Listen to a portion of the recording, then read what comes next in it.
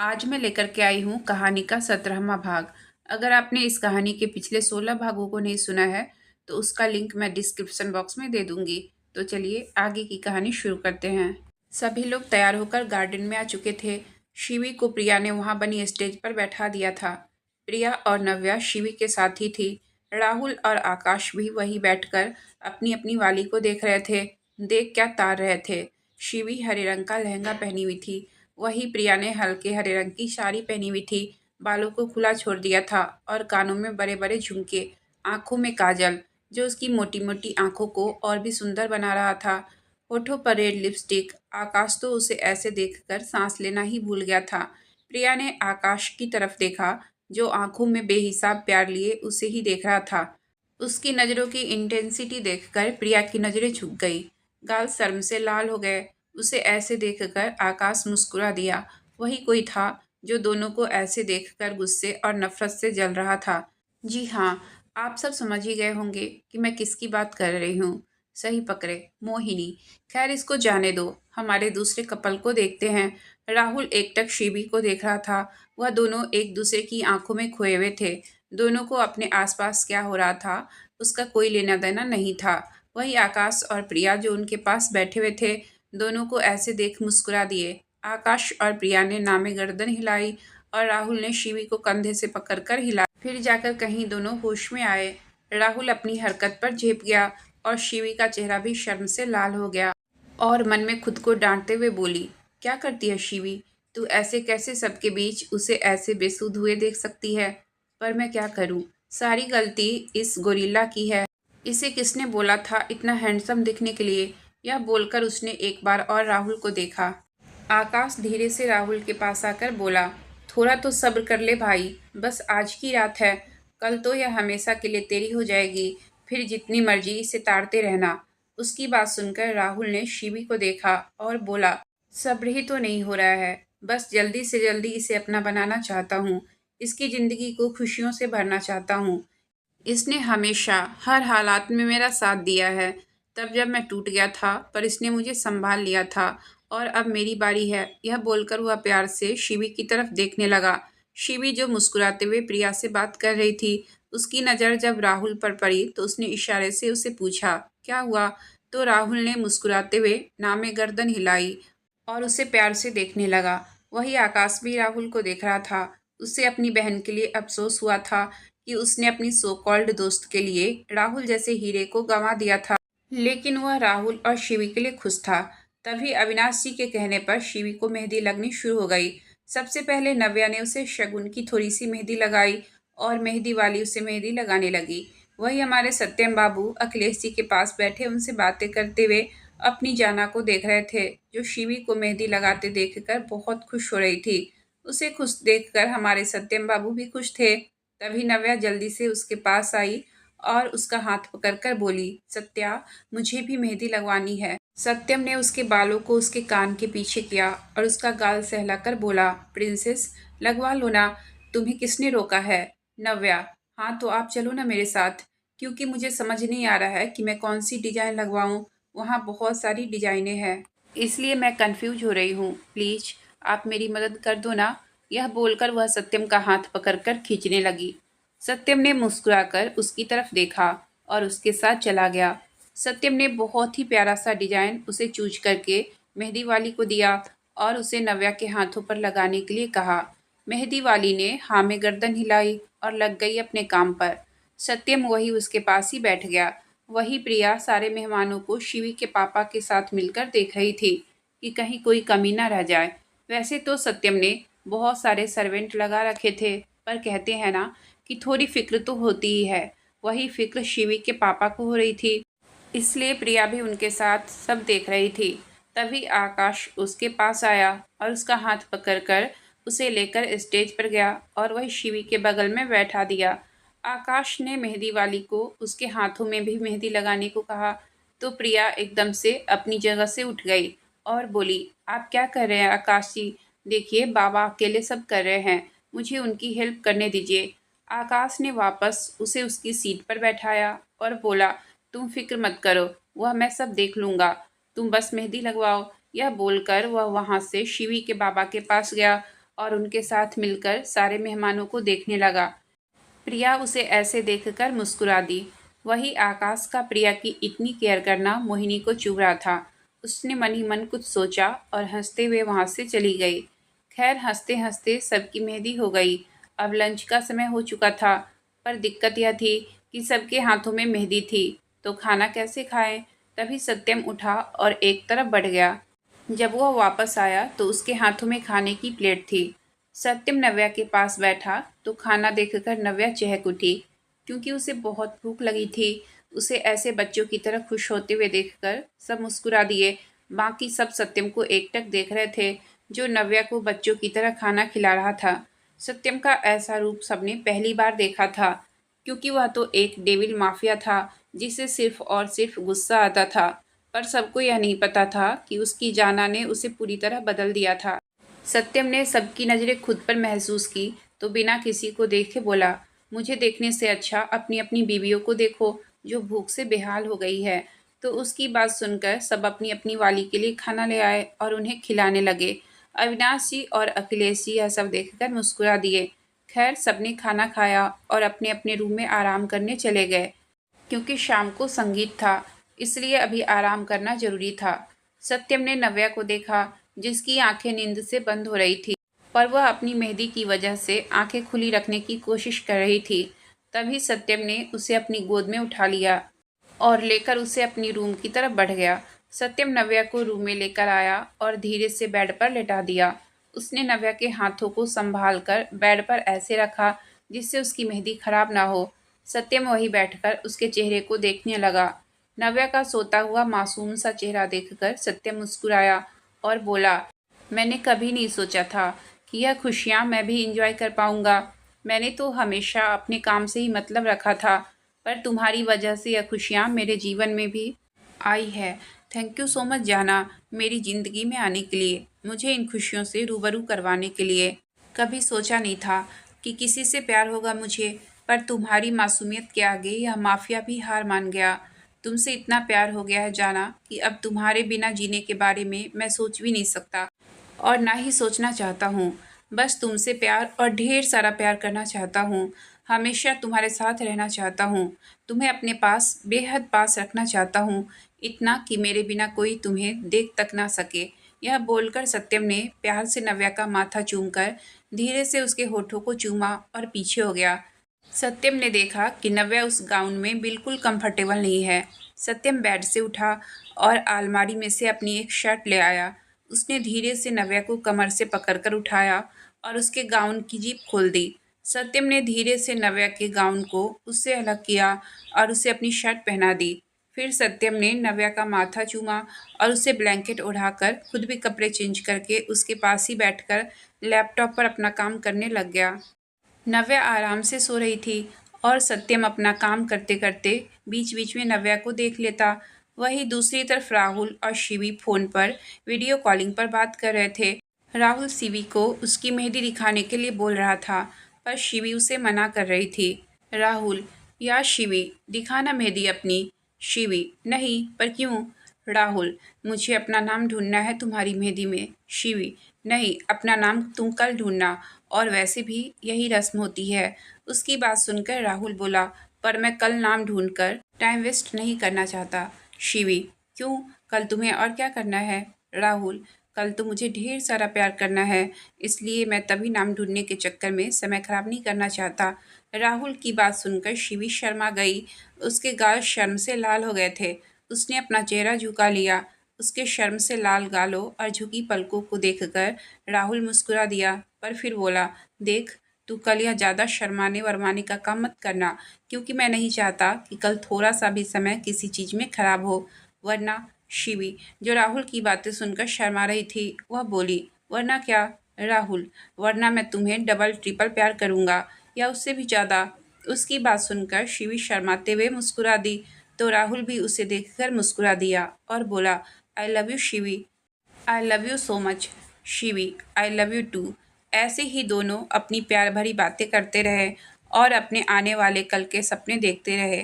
वही प्रिया के कमरे की बालकनी में आकाश प्रिया को अपनी बाहों में भरे सोफे पर बैठा था। वही प्रिया प्यार से अपनी मेहंदी दिखा रही थी, जिसमें उसने आकाश का नाम लिखवाया था। वही उसे मुस्कुराते देखकर आकाश भी मुस्कुरा रहा था। तभी अचानक से आकाश ने प्रिया का चेहरा हाथों में भरकर अपनी तरफ किया और उसके होठों पर होठ रख दिए। अचानक आकाश की इस हरकत से प्रिया की आंखें हैरानी से भरी हो गई, पर फिर आकाश के एहसास से उसने भी अपनी आंखें बंद कर ली और उसका साथ देने लगी। दोनों एक दूसरे को बेतहासा चूमते हुए एक दूसरे के एहसास में खोए हुए थे। जब प्रिया को सांस लेने में दिक्कत होने लगी तो आकाश ने उसके होठों को छोड़ दिया, पर अपने होठ उसके पूरे चेहरे पर फिराते हुए बोला, जान। प्रिया जो उसके एहसास में खोई हुई थी वह बोली, हाँ आकाश जान, मैं अब और इंतज़ार नहीं कर सकता। मैं जल्दी से जल्दी तुम्हें अपना बनाना चाहता हूँ। उसकी बात सुनकर प्रिया ने आंखें खोल उसकी तरफ देखा और बोली, क्या हुआ, आप परेशान लग रहे हो। आकाश ने प्रिया की तरफ देखा और उसके माथे से माथा जोड़कर बोला, पता नहीं, मन घबरा रहा है, जैसे कुछ होने वाला है। इसलिए चाहता हूँ कि राहुल और शिवी की शादी के बाद हम भी शादी कर लें और हमेशा के लिए एक हो जाएं। मैं बस जल्दी से जल्दी तुम्हें अपना बनाना चाहता हूँ। उसकी बात सुनकर प्रिया ने उसके माथे को चूमा और बोली, आप फिक्र मत करिए, कुछ नहीं होगा।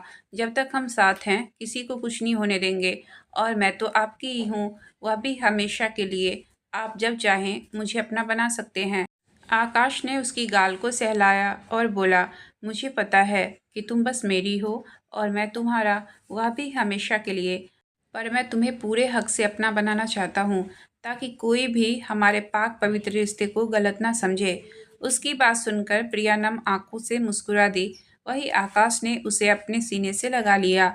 वही कोई था जो उनके प्यार भरे लम्हों को देख नफरत की आग में जल रहा था, जिसकी आंखों में गुस्सा और नफरत दोनों थे।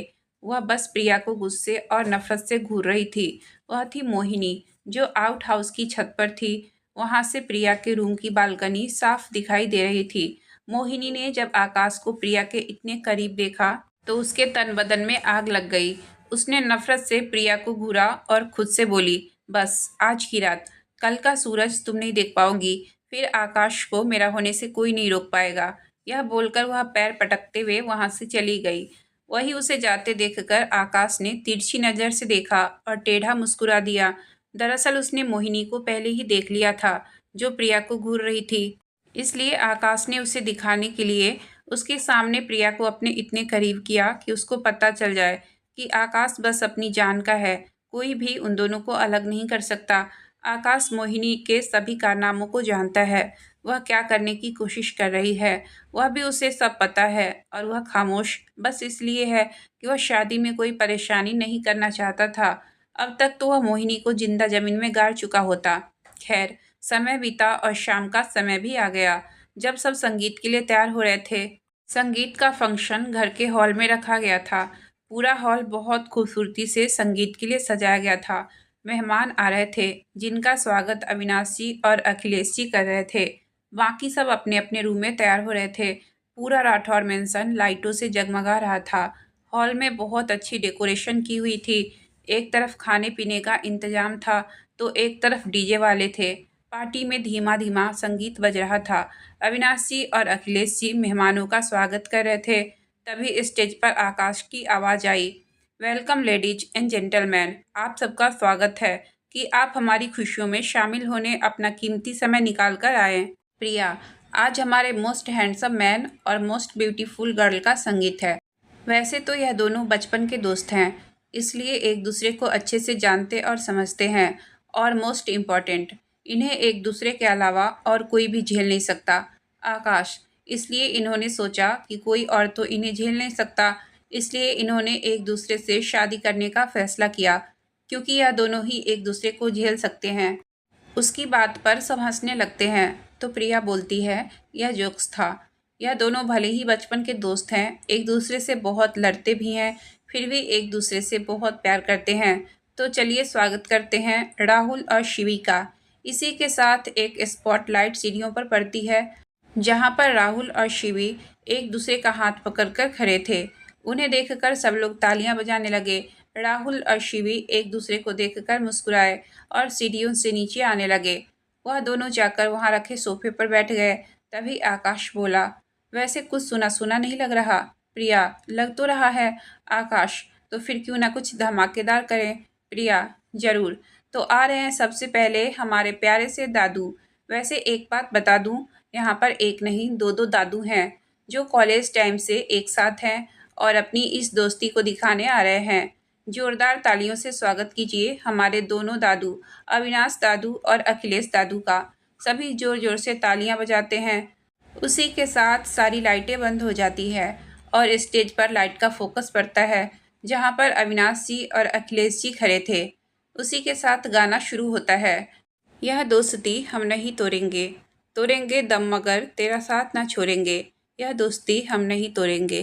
जैसे ही गाना खत्म होता है, अविनाश जी और अखिलेश जी अपनी सीट पर आकर बैठ जाते हैं। प्रिया, क्या बात है दादू, मज़ा आ गया।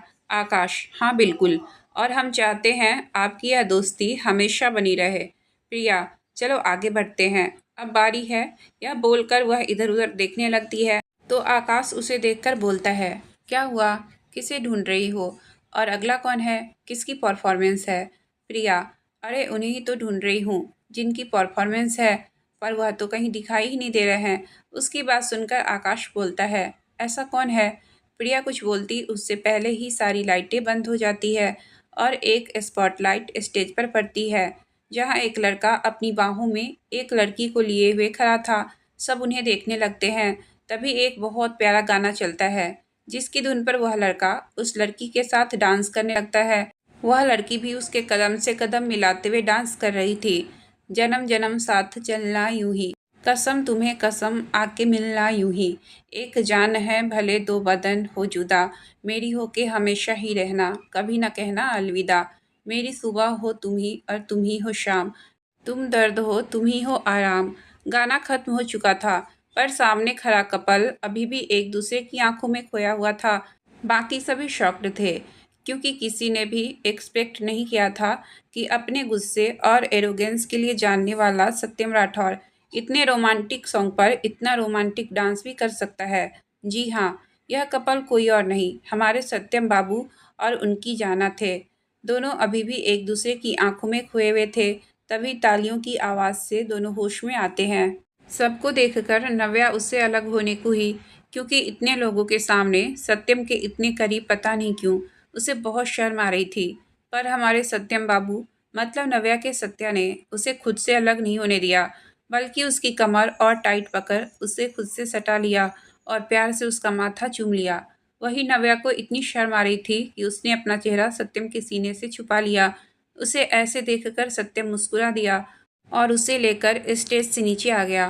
प्रिया जो अभी भी शॉक्ड होकर मुंह खोले सत्यम और नव्या को देख रही थी, उसके पास खड़े आकाश ने उसका मुंह बंद किया और बोला, मुंह बंद कर ले, और वैसे तुम इतनी शॉक्ड क्यों हो।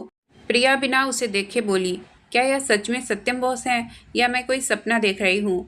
आकाश ने उसकी बात सुनी और बोला, और तुम्हें ऐसा क्यों लगता है कि तुम सपना देख रही हो।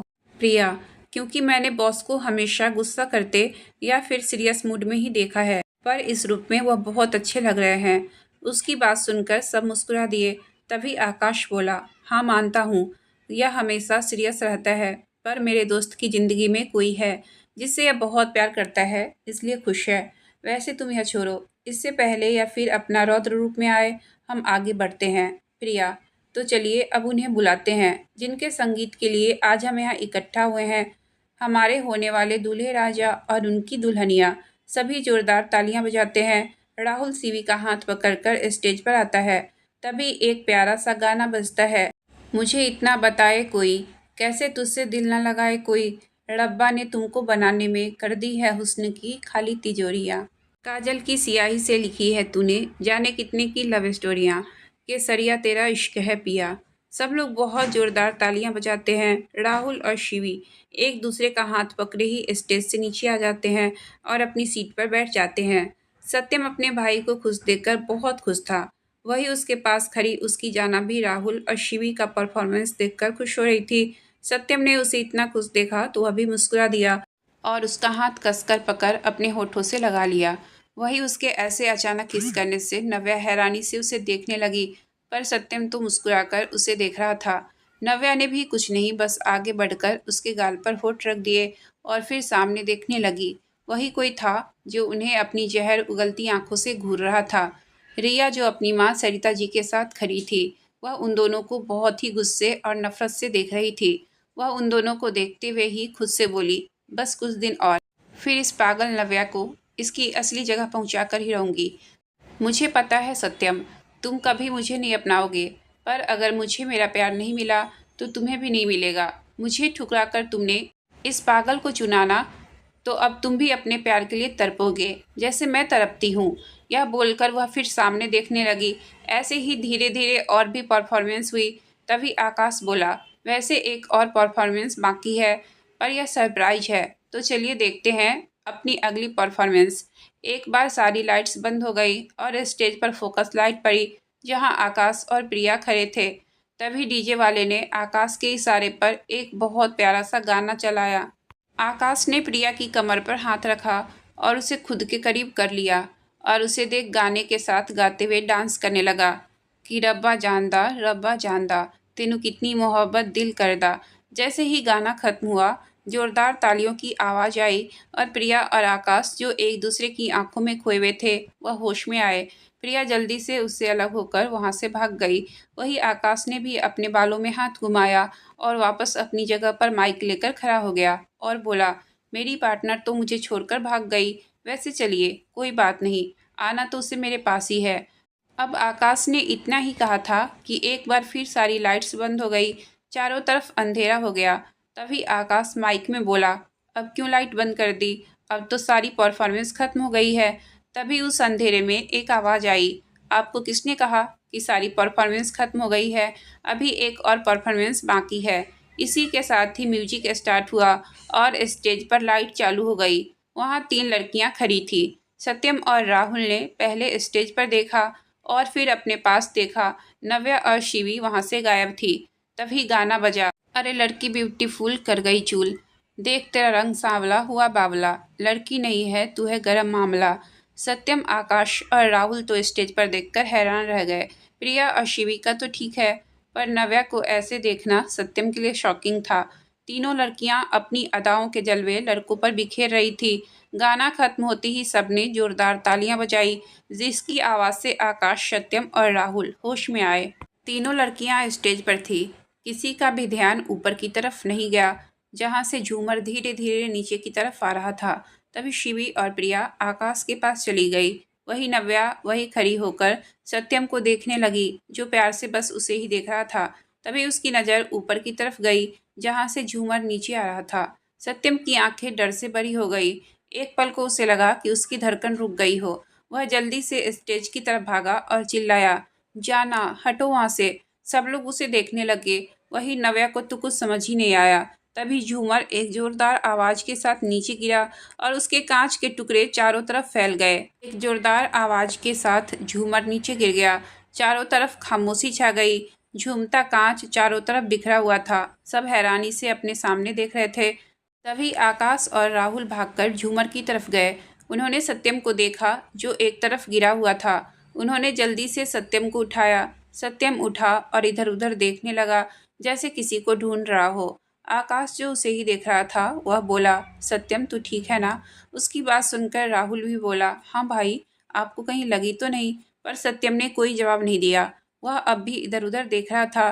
तभी उसकी नज़र दूसरी साइड गिरी नव्या पर गई। वह भागकर उसके पास पहुंचा। उसने जल्दी से नव्या को उठाया और उसे अपने सीने से लगा लिया। नव्या ने भी अपने सत्यम को देख उसे कसकर पकड़ लिया। वह डर से कांप रही थी। डर तो सत्यम भी गया था।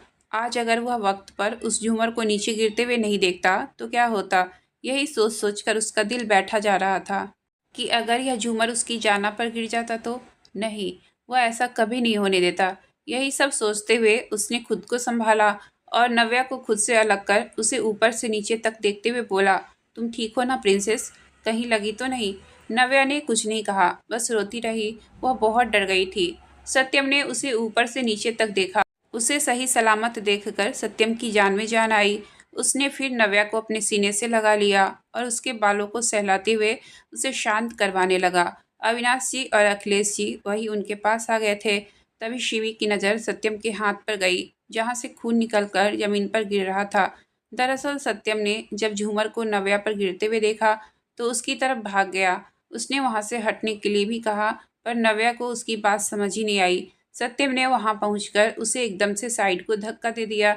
जैसे ही वह खुद साइड हटने लगा, झूमर एक तेज आवाज के साथ नीचे गिर गया और सत्यम के साइड हटने से पहले झूमर उसके बाजू पर लग गया, जिससे उसका कांच सत्यम की बाजू पर लग गया। शिवी ने उसके हाथ से खून निकलते हुए देखा तो बोली, भाई आपके हाथ से तो खून निकल रहा है। शिवी की बात सुनकर सबका ध्यान सत्यम के हाथ पर चला गया, पर सत्यम का ध्यान तो उसकी जाना पर था।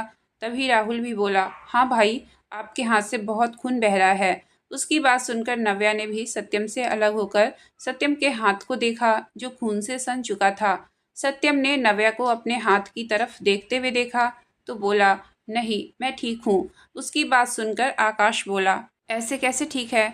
देख कितना खून बह रहा है। एक काम कर, यह कोट निकाल। यह बोल वह उसका कोट निकालने लगा। वही सत्यम उसे घूर रहा था, क्योंकि उसे पता था कि उसकी चोट देखकर उसकी जाना डर जाएगी। आकाश ने सत्यम को खुद की तरफ घूरते देखा तो बोला, ऐसे क्यों घूर रहा है? यह बोलते हुए उसने जल्दी से सत्यम का कोट निकाल दिया। उसकी वाइट शर्ट की बाजू पूरी तरह खून से सन चुकी थी। उसकी बाजू पर गहरा कट लगा था, जो ब्लैक कोट पहने होने की वजह से बिल्कुल दिखाई नहीं दे रही थी। उसकी चोट देखकर नव्या का रोना बढ़ गया। सत्यम ने उसे जल्दी से अपने सीने से लगा लिया और बोला, कुछ नहीं हुआ है बच्चा, मैं ठीक हूँ। नव्या ने कुछ नहीं कहा, बस रोती रही।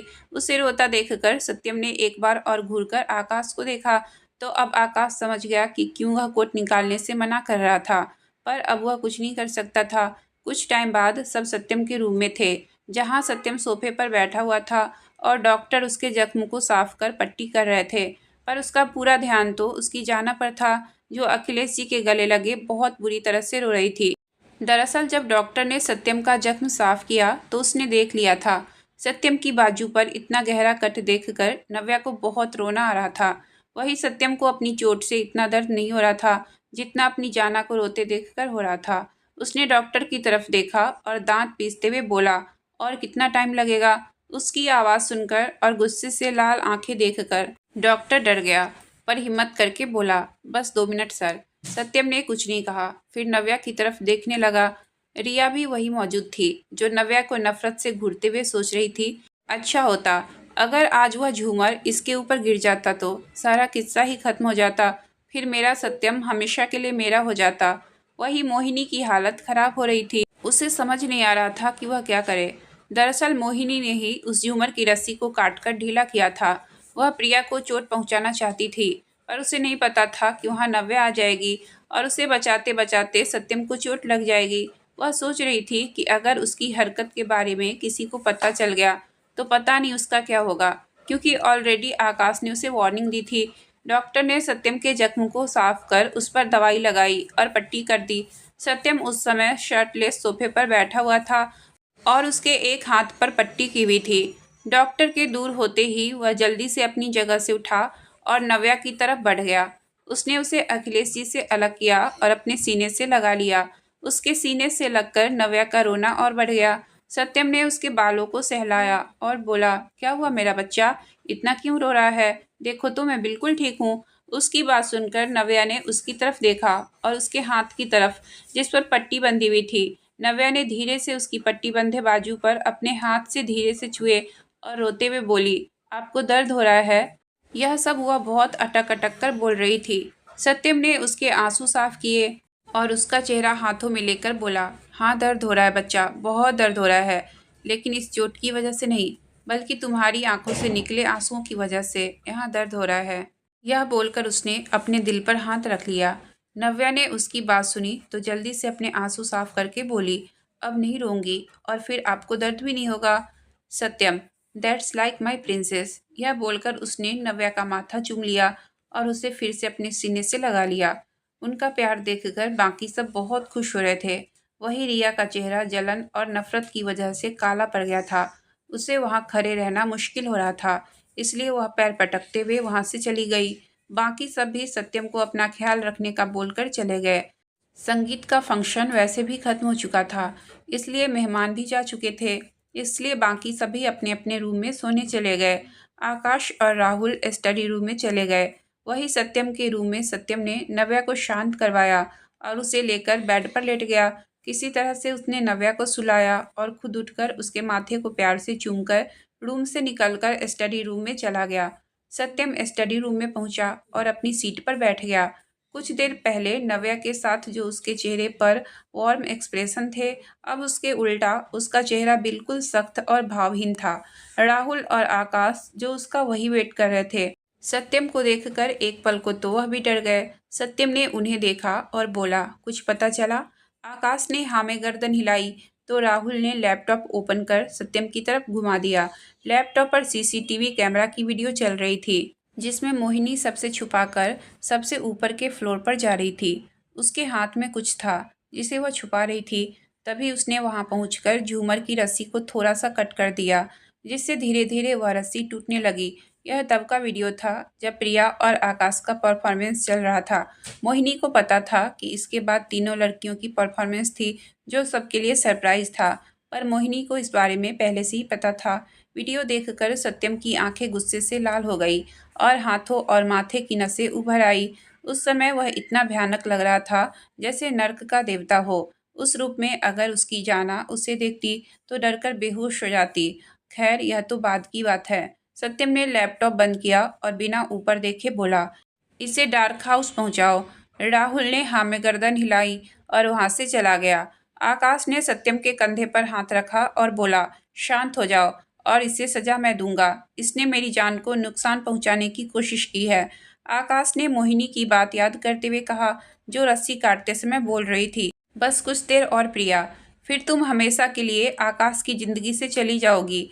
उसके बाद आकाश को मेरा होने से कोई नहीं रोक पाएगा। उसे कैसे भी करके मैं अपना बना ही लूंगी, पर उसके लिए तुम्हारा रास्ते से हटाना बहुत जरूरी है।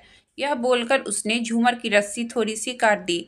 आकाश यह सब याद कर रहा था। तभी सत्यम बोला, तुझे जो करना है कर, पर मुझे इसकी दर्दनाक मौत देखनी है। इसकी वजह से मेरी जान की जान जाते जाते बची है।